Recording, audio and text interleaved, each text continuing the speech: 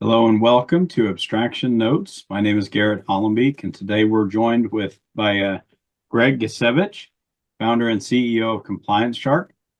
Greg, great to have you on today. Yeah, thanks a lot for having me, Garrett. Happy to be here. Yeah. So, Greg, could you introduce yourself and tell us a little bit about you and Compliance Shark and what you all do over there? Sure. Yeah. So, my name again, I'm Greg Gicewicz. I'm founder, CEO of Compliance Shark, and we are a service company, and we are dedicated to excellence in laundry and healthcare linen and laundry processing. So, specifically, infection prevention compliance with healthcare linens. And a little bit of my background. So, prior to founding Compliance Shark, I was the president and CEO and founder of a accredited healthcare laundry called Sterile Surgical Systems Hmm. out in Western Washington State for 17 years.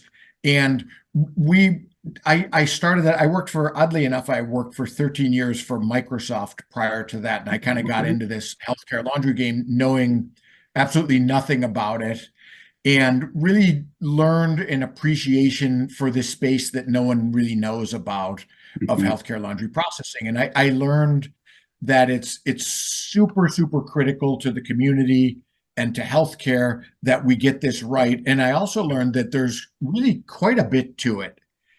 It sounds like, oh, this is just your mother's, laundry, and you put it in the washer and the Mhm. dryer, and everything is good. But there's, hundreds and hundreds of steps with really mission critical outcomes that they have to be done right. And what I learned, so we were able to grow our laundry, believe it or not, tenfold in Mhm. the 17 years that I owned it.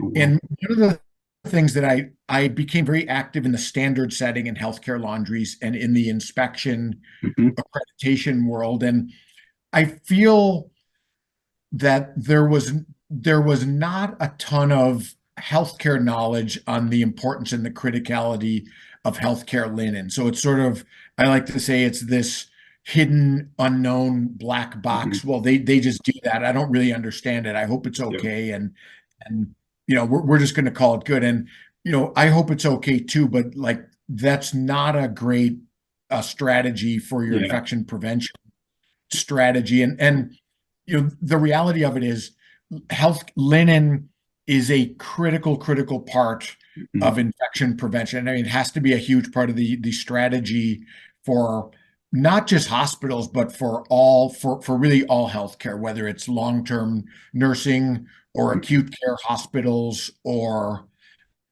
surgical centers or anything.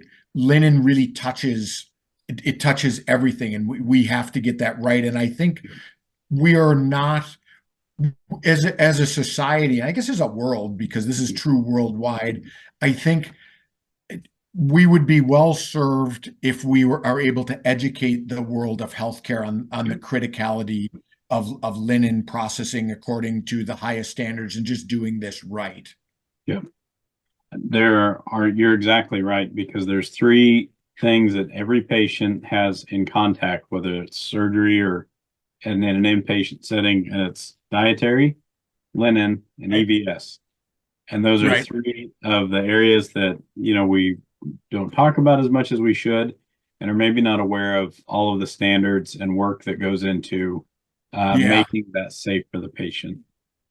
Interesting that you say that. I actually didn't know that. So thanks for enlighten Oh, me yeah. on that. But those three areas actually they all touch each other, which I find interesting. So EVS, not only is linen is typically in the EVS department, but if you think of cleaning rooms and microfibers and mops Mhm. and wipers, well, those are linen products. And if you think of kitchens and pot holders and aprons and napery and things like that, Yep. guess what? Those are linen products too. Linen too. It all We comes back to linen. Yeah, Yeah. right.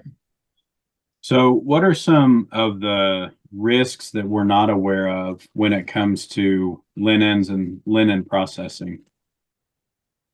So I would say the risks with linen are happen if it's not hygienically clean, Mhm. or so hygienically clean. This is this term that means it has contamination in insufficient numbers to cause disease. I think I got that right. So it's kind of Yep. this not super exact word, but hygienically clean linen means you can use it in healthcare in most settings, and it's going to be okay. That's very different from sterile. So we want sterile linen in areas where it has to be sterile, with like in surgery, or dealing with open going inside the body or something like that. But Right. we want hygienically clean for everybody else. But the risks happen if it's not hygienically clean, and there are all kinds of evidence and case studies of microorganisms and contamination that have been on linens in a healthcare setting that's going to be used on patients. And when that happens, especially with immunosuppressed patients, then they can get all kinds of bad infections up to and including death. And this is not common, but there are many instances where this actually has happened. And one of the things I think is after being in this for a long time, I always, and I think most people think, oh, it's all about getting it clean.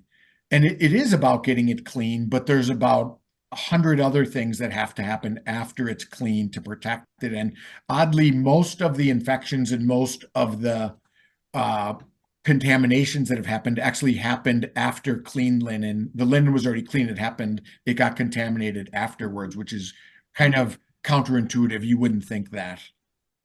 So that's an interesting point. So it's not just getting it hygienically clean. I think for infection preventionists like myself who are very dialed into the Spalding scale, hygienically Right. clean falls somewhere kind of in a quasi state between, it's not non-critical, it's not quite, semi-critical based on its use, but pathogens can certainly cross admissions. They can, it's not just from one patient to another.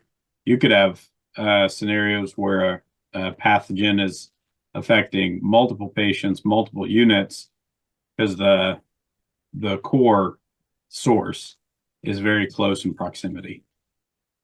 Yeah. I mean, here's kind of a good what if scenario. I'm not saying this happened, but just consider, okay, so consider there's a healthcare laundry, and they sorted everything, and then they washed it and it's hygienically clean and that was dried. Everything's Mhm. awesome. Then they folded it, they put it on the cart, they put it on the truck. Everything's great.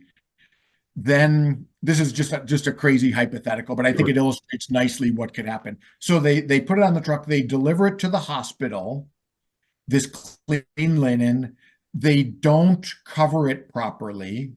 Mhm. And then they take dirty linen and they load it next to that and say the dirty linen was not covered up. And then it touches that clean linen. And then let's just say for fun that the dirty linen was like a patient that had C. diff. Now Right. you've contaminated all of that clean linen that we worked so hard to get clean, and really put patients and anyone else who touches that at risk. That's such an easy thing to happen. I know, even myself, we're thinking about the space that we put clean linen, the space that we put soiled linen, and given the space constraints of your facility, that's not an unrealistic situation.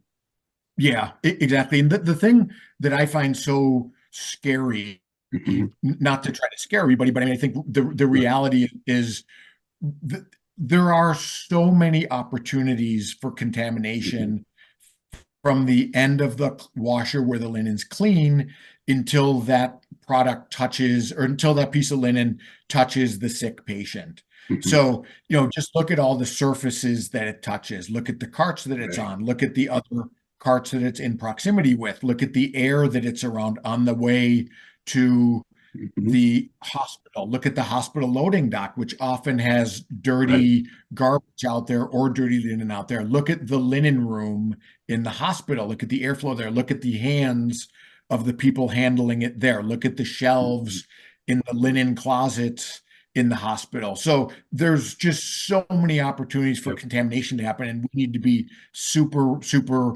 rigorous in each of those to take everyone very seriously, like it's life and death, because it kind Yep. of is. Absolutely. Absolutely. And when you've got immunocompromised patients or those in a critical care setting, they don't need anything else for their immune system to fight off. They don't need Right. anything else to worry about. Yep, So, that's for sure. Greg, for infection preventionists, how can they improve their auditing and rounding on something like linen that maybe they've never been trained on it, or maybe they were given, make sure the cart's covered and make sure it's in the right area, but nothing deeper than that. How can we improve rounding on linen and laundry services? Yeah, that's a great question. It's something that I get asked all the time. And what it starts, so I'm going to answer this in a number of different ways. So Sure. it starts like everything else with education and training. Now, we only have a certain amount of hours in the day and we only have a certain amount of money. But truthfully, I think we would all be well served to train our linen handlers and our infection preventionists in linen handling and hygienically clean linen concepts.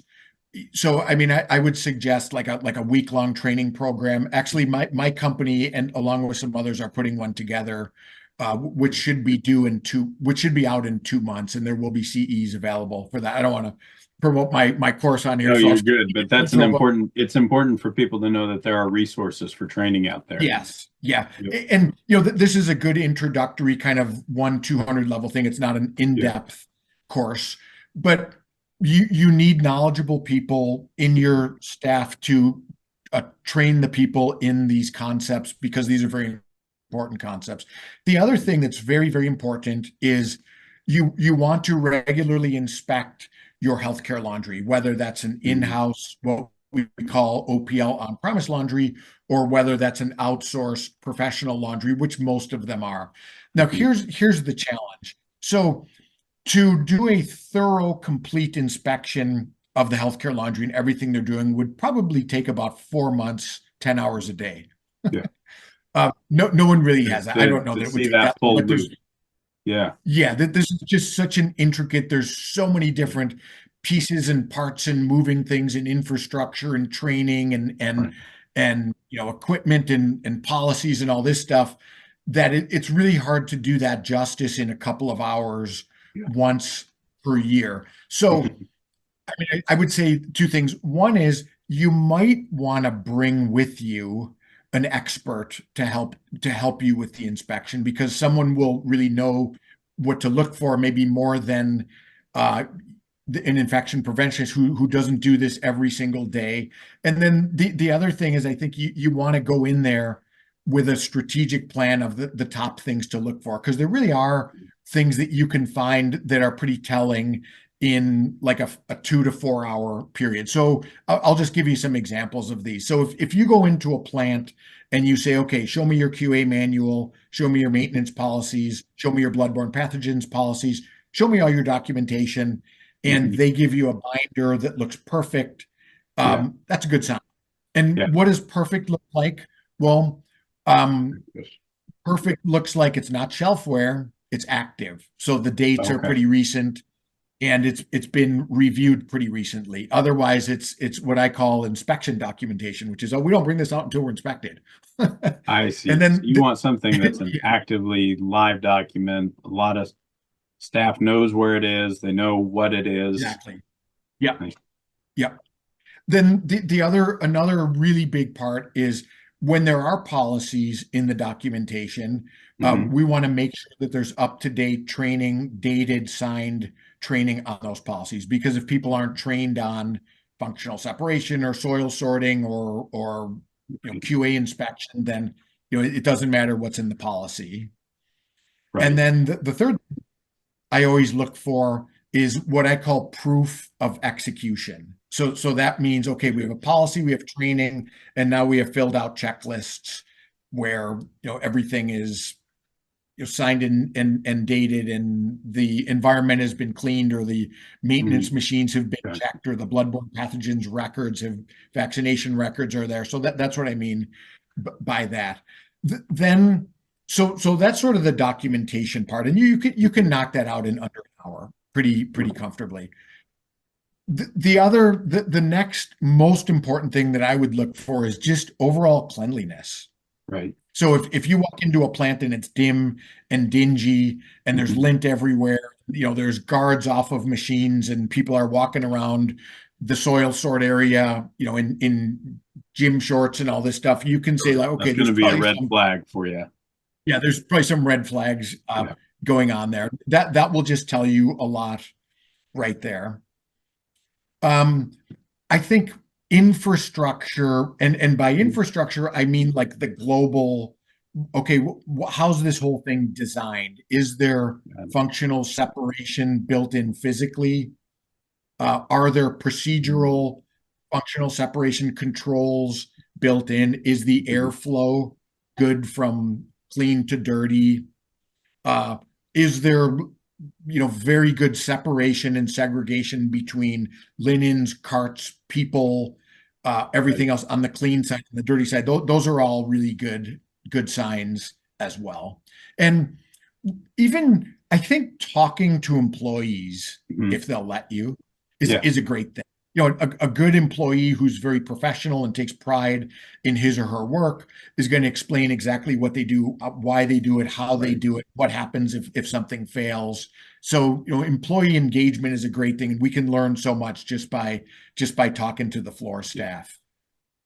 I think that makes a lot of sense. So as opposed to the mentality of we're just going to look for things that are wrong and use the term called demonstrated execution. Did I get that right?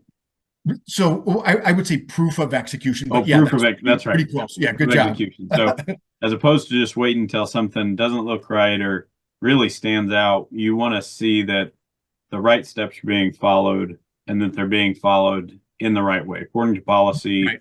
according to the workflow. And I think those engineering designs that you hit on, those engineering controls that you hit on are really important. Yeah. Yeah, those are obviously those are super important, and there's way more. I mean, I've covered up 1% of everything, but I think Sure. there's some ones that are indicative of how the larger operation is running, and those are the ones that I just hit. One thing I also want to stress, this is actually really important, and I'm glad you jostled my memory, is this is not. So if you're an infection preventionist, this is not the time to go in and say, aha, here we come. We're going to nail Right. these The sons gotcha of guns. game. We're going to get them good in the Yeah. gotcha game. No, this is a partnership. Like, your goal is to make them better. And you want an open collaborative partnership where they're making you better and you're making them better. Mhm. So I Absolutely. would, as a owning my laundry for 17 years, the biggest quantum jumps we made in excellence resulted from the worst inspections. So Okay. I had infection preventionists come in and just tear me apart. It was Yeah. actually very painful, very nice about it, but they made all these suggestions, and you don't have this right, you don't have this right, and they're Right. experts from their perspective. And then we made changes. But Right. so by year 17, these infection preventionists would come by and they'd say, man, you guys just thought of everything. And it Right. wasn't, no, we were just on, to use my software terms, we went from 1.0 to 10.0 just Right. by implementing the suggested fixes from all the experts that visited us. So I like that a lot because it's about iterations. Sometimes we think we're Exactly. going to have one inspection and then we're going to follow up and everything's going to be fixed. Whereas it Yep. sounds like it's, you view all the issues and then you say, all right, we're going to get better on this, we're going to get better on this. And it's a stagger step approach till you've got, that perfect compliance. Exactly. Yeah. And that's how you're right. Yeah, it's very iterative, and Mhm. we want to optimize over time, and that's how excellence happens. Yep. It's not a one shot deal, never is. So when it comes to getting these soiled linens back and safe for the next patient, what should infection preventionists know about the chemical and disinfection process? So I think I will give you just some kind of high level concepts. So Sure, yeah, broad to strokes. get hygienically clean, to get linen hygienically clean, Mhm. if you go into a laundry, you're going to see all these fancy computerized dispensing machines and graphs and this and that. You're going to say, Sure. what the heck? How can I figure this out? This is crazy, Yeah. complicated stuff. But it's really pretty simple. And it's the same as we've been doing for probably about 2,000 years. So Mhm. it requires time. It requires agitation, or sometimes called mechanical action, like hitting the linen Mhm. against walls. That's why I don't ever buy Okay. a top end loading washer. They don't work. Don't ever do that, even even at your home, because they have no mechanical action. It requires chemistry in the right Uh, doses at the right times at the right temperatures, and then it requires temperature. If you have those four things in the right quantities and the right doses and times, the mhm. linen's going to get cleaned every time. So Okay. now we get into what I call, or actually I don't call it, everyone calls it this, something called process monitoring, Uh-huh. which is basically, okay, how do we ensure that that process is happening the right time every time? And Right. and that essentially what we would do is we wouldn't do it, but we would have an expert like a chemical expert go in there and Mhm. measure the different concentrations, temperatures, water levels, Okay. uh, times throughout the process and make sure that Got it. they're good and document that. That's Right. how you do that. So if I were an infection preventionist, I would say I could do that, but I probably Mhm. can't do that. Or Right. I would There's some say, expertise that comes in there. yeah, Yeah. show me your chemical titration records. Yep. And what I would be looking for is, okay, do they look good? How Uh-huh. often are they done? How often do you make changes? Okay. Things like that. Then another thing I would look for, and I might even do. Mhm. So actually, I'll give you a kind of this is kind of a loaded question. Yeah. So if you were going to hygienically clean, biologically test your linen for your hospital, where would you like to grab the sample from? Oh, that's a great question. I would say probably as close to the patient as we Exactly. could get it. So Yep. maybe a storage or maybe even in the room. I guess if it's a clean room that's set up, maybe there. Exactly. Yep. And I think, of course, that would be expensive and time consuming to do that with every piece of linen, but Sure. I Just do think spot. it's Yeah. not a bad idea to make a regular process to spot check Mhm. that because that's going to show you what's really going on Yeah. out there. So I think putting in a policy to regularly either you or someone do that just to benchmark, hey, here's what's really going on Yeah. is a super helpful thing to do. That's a great recommendation. And really the only way that you're going to know that from all of the other steps that between the last step and the patient contact, we were in good shape. Yep, that's So, that's exactly right. so Greg, kind of leaving on final thoughts here. Uh, so for the infection preventionists, that are gonna see this and then go into their facility on Monday. What are the three biggest fallouts that you could call out for us on linen? Okay, so I would say, well, you caught me off guard, but I'll do the best I can Oh, off the top of my head. So put you on the I would spot, right? say, yeah, but I would say one, um, chemical titrations. So just get documented evidence that the linen's being washed appropriately, and because without that, Mhm. nothing really matters. Right. Um, I would say two is protection of Okay. linen. So protection and specifically protection of linen in transport, because I think Okay. many of the outbreaks that we've seen actually happen during transport when it's out of environmental control. Yeah. So on the road, who knows what's out there. So I would say be insistent on that. And then the other one I would say is training your staff at the hospital Makes perfect on sense. these hygienically clean linen concepts. I like it. Um, that's phenomenal. And I think all three things that as we're sitting here, I'm thinking, all right, I'm going to check that and see what those titration reports look like. And because it truly is something that um, patients have been harmed due to non-compliant linen. Yeah, they have. I mean, it's rare. We like to think it's rare. The Sure. kind of important concept is the documented cases. I think there's 23 documented infection outbreaks since the Mhm. 1970s, which sounds great, and it is great, and we should be really happy about that. But it's the undocumented ones that I worry about. And Yeah, then, that we really wonder. yeah, and when you look at the research out there, microorganisms can last up to 90 days on linens and always more than 1 day. And then we look at some of the studies. There was a one study in 2019 in an organ transplant and cancer hospitals, 15 of them. I can't remember the exact numbers, but there were I think 33% of the linens were visibly unclean, Wow. and then mucorales was recovered from more than 10% of the linen. So mucorales is the order of the fungi or the fungus that causes mucormycosis, which has been one of the big killers. So that doesn't mean that, oh, this was on the linens, but that's not a great sign. But Right. it is a good sign. Hey, let's be more diligent. This is obviously a real risk here, and we need to be on top Yeah, of this. absolutely. And we'll include a link to that study there with the notes. Oh I yeah, yeah, think good it's an idea. important one for people to be aware of. Yeah. Yep, for sure.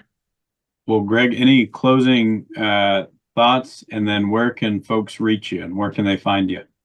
Yeah, thank you for that. So you can find me on LinkedIn Compliance Shark, or you can find us at www.complianceshark.com. And one of the things that we can do for you is we can just do a linen assessment. It's a one Mm, day okay. assessment for your facility, and we would just go end to end and find, hey, this is what we found. These are some risks. These are some suggestions that we have to get your linen program compliant. That's what we need. We need the experts brought in. I think Right, that's right, right. a big takeaway from this is there's people that are passionate about this. I know from my background in sterile processing, there's things that you come in having worked in that space, and it gives you a different view of the larger workflow. And so I think it's helpful.